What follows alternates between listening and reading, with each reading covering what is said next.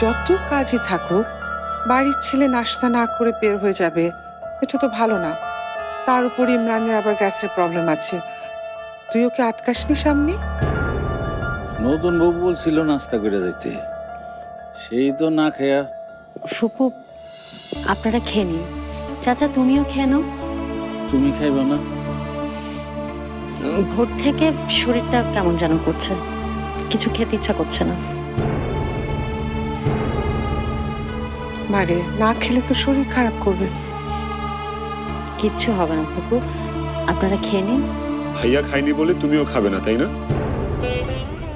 ভাইয়া তো অফিসে যেয়ে ঠিকই খেয়ে নিবে, আর তুমি এদিকে না খেয়ে থাকবে। কিছু মনে করিস না, তোদের এই ভালোবাসার মাথা মুন্ডু আমি কিচ্ছু বুঝি না। ইমরান নাস্তা করবে না, তাই তুইও পেটে কোনো দানা দিবি না। এদিকে ওর আরেকটা বিয়ের জন্য তুই উতলা হয়ে গেছিস, এগুলো তো আমার মাথায় আসে না। ফুপু, জুস দেব? হ্যাঁ দে।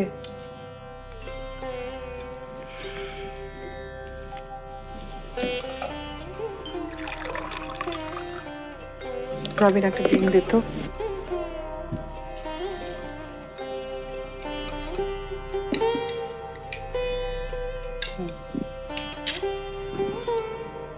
সামনে ইমরান যেভাবেই বলুক, যত খারাপ ভাবেই বলুক না কেন, ও যে কথাটা বলেছে সেটা তো সত্যি।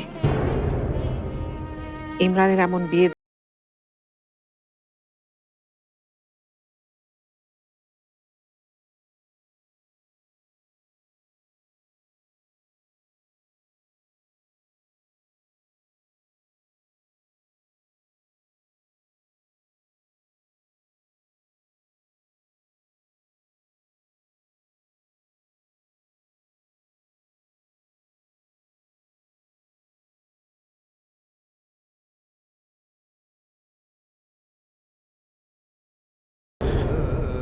যে ভালোবাসে তার কি কলঙ্কের ভয় থাকে?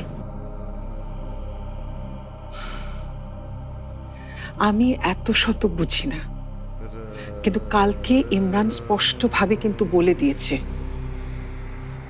ও আর কোনো বিয়ে করতে চায় না। বেলাল, তুমি শুনেছ না ও কি বলেছে? ভয় পাবেন না ফুপু, আপনার ছেলেকে আমি আর বিয়ে দিতে চাইবো না।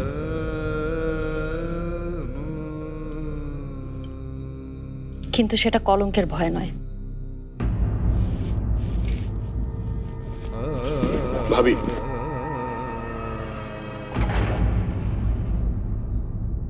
তোরা খা, আমি ঘরের কাজগুলো।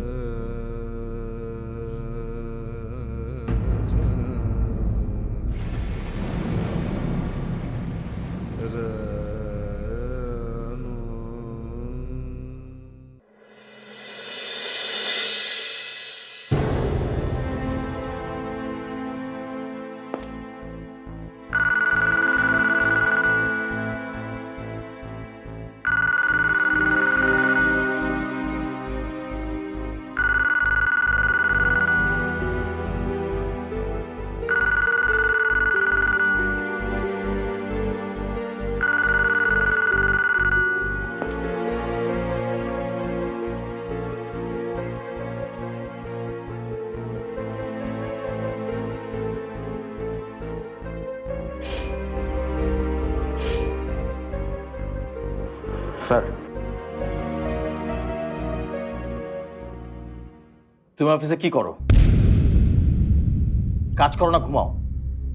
একটা কফি বানাতে পারো না ঠিক মতো? এটা কোনো কফি হলো? যাও আবার বানিয়ে নিয়ে এসো।